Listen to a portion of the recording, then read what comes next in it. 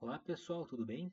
Estou aqui de casa aqui, domingo à noite, fazendo estudo de um exame pós-operatório de uma cirurgia que nós fizemos essa semana de uma reconstrução óssea do mar posterior de maxila para ganho de altura e espessura óssea, utilizando enxerto autógeno, blocos autógenos associado com biomaterial. Então eu quero mostrar para vocês o método que a gente utilizou para fazer essa comparação pré e pós-operatória, que pode ser que seja útil aí para vocês, né? Então, nós utilizamos dois softwares para fazer isso, né? Que é o nosso Blue Sky Plan e o 3D Slicer, né? Que é um estudo aqui, é um software utilizado para estudo de tomografia e segmentações ósseas.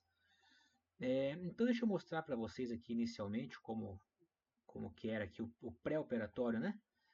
É uma paciente que ela tinha uma atrofia alveolar bem importante dessa área posterior de maxila, bem fino, né? Bem atrófico, e também o seio maxilar pneumatizado nessa região, bem numa área de interesse aqui dos implantes, tá? Então até fiz um estudo aqui mais ou menos da posição ideal que a gente precisaria, né? Então o que nós fizemos? Ok, nós realizamos a cirurgia, ganhamos tudo isso aqui de osso, né? Já vou mostrar para vocês aqui a comparação.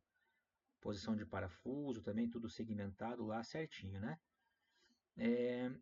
Então, notem que interessante. Esse aqui é a tomografia pós-operatória, mas eu peguei o biomodelo que eu segmentei para a cirurgia e sobrepus ao projeto.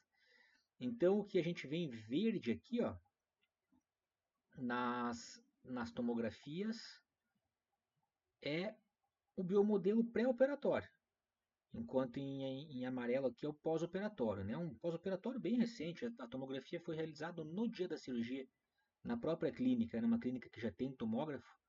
Então, no que a gente finalizou a cirurgia, já fizemos a tomografia, mas eu consegui ver esse estudo só hoje, tá? Então, o bacana aqui do Blue Sky Plan é que a gente consegue sobrepor as malhas tridimensionais.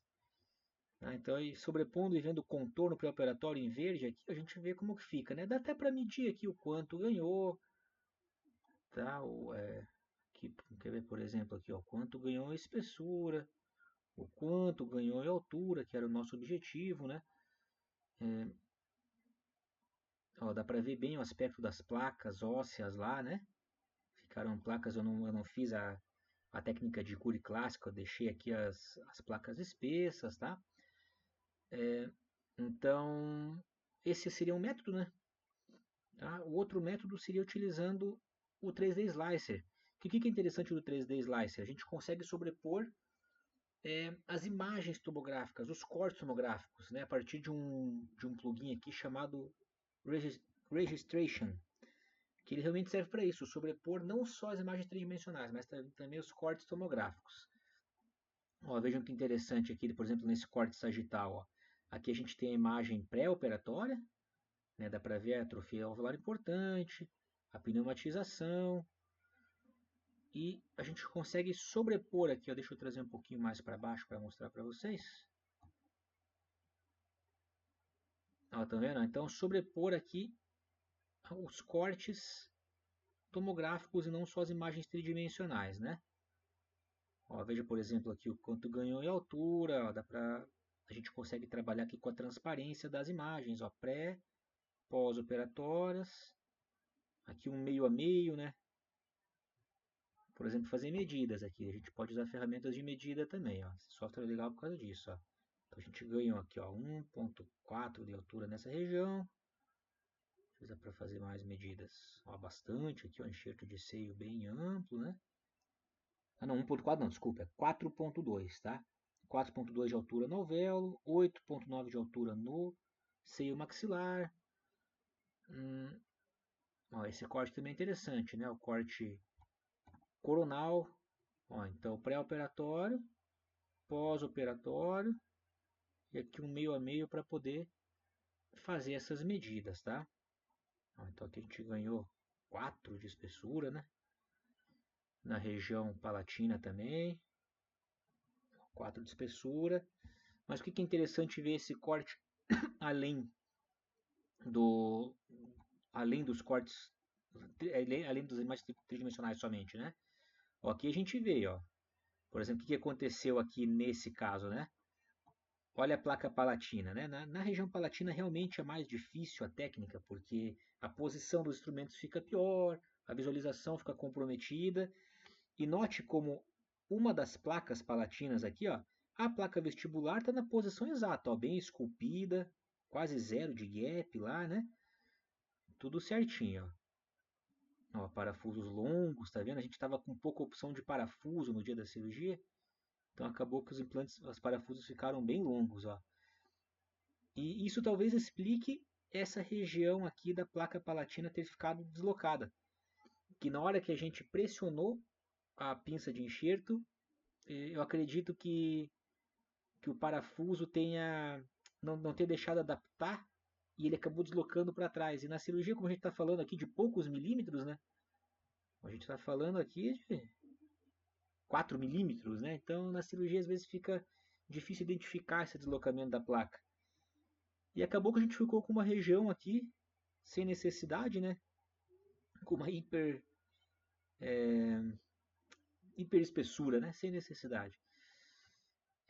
Então, assim, esse tipo de visão a gente só tem vendo realmente os cortes tomográficos, né? A imagem tridimensional não vai nos dar esse nível de detalhamento, tá? Eu fiquei na dúvida se eu reopero essa paciente ou não, e eu optei por não reoperar. Ó, vamos voltar para o Blue Sky.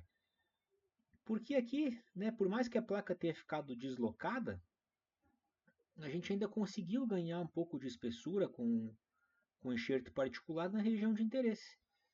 Né? Então nós já até planejamos aqui, né? Lógico, aqui é só uma simulação da posição final do implante. E a gente viu que, lógico, né? Se não ganhar essa região aqui, vai ter um pouco de exposição de espiras posteriores, né? Importante que a região vestibular aqui está bem protegida. Aqui nessa área de hiperespessura, a gente pode depois remover esse bloco na cirurgia ou quando for instalar o implante, até esculpi-lo em boca mesmo, né, já que a gente vai ter que fazer o acesso para remover os parafusos. Então, a princípio, eu não vou reintervir nesse caso, pelo menos de maneira precoce, né? E olha que interessante aqui também, a gente já pode simular a posição de implante. E lógico, né, a gente espera realmente que esses blocos aqui incorporem, né? Ó, se integrem, tudo certinho. Se tudo ocorrer bem como a gente quer, ó, o objetivo vai ser cumprido. A gente consegue ganhar a espessura necessária que ela não tinha. Veio com verde aqui, ó, deixa eu até tirar esse amarelo. Ó, em verde aqui é o contorno pós-operatório, tá? E aqui em amarelinho, ó, a gente tem aqui as áreas de ganho na toma pós-operatória. Então, se tudo correr bem, a gente vai ter aqui uma boa proteção das espiras vestibulares, né? Ó, até onde ganhou mais em altura, lá que é a área mais crítica, né? Ó, aqui na área mais crítica também. Ó, a princípio, deixa eu fazer aqui que eu acho que é melhor. Ó, na área mais crítica também ali, ó, onde ganhou em altura, tá vendo? Ó, aqui a gente vê bem o ganho em altura que a gente conseguiu. Lógico, torcendo para que tudo incorpore e continue com esse arcabouço. Ó, interessante, ó, o parafuso deslocando o bloco, tá vendo? Que deu para ver bem isso aqui. Na cirurgia é quase impossível de conseguir identificar isso. Tá muito difícil mesmo. Ainda mais na região palatina, né? Uma vestibular bem protegida. A altura ganha, né? Vamos manter por enquanto esse bloco incorporar. Olha o gap que ficou ali, né? Então estamos torcendo ali para que realmente consiga incorporar essa região. Aqui tem uma mucosa que protege bem tudo, né? O desafio aqui vai ser realmente a nutrição desse gap tão grande, tá? E já na área aqui de molar, também ó, ganhamos um pouco de altura ali, que já ficou um gap menor, né? Ó, o parafuso ali adaptando bem o bloco nessa região, ficou um gap lá em cima só, e o seu maxilar aqui bem funcional, né? Bem funcional com biomaterial associado com enxerto autógeno, tá? Bom, é isso, tá? Ficou longo o vídeo aqui, mas a ideia é essa, a gente fazer aí realmente métodos, maneiras de fazer essa comparação pós-operatória né, com aquilo que a gente planejou, tá? Espero que vocês tenham gostado. Um abraço.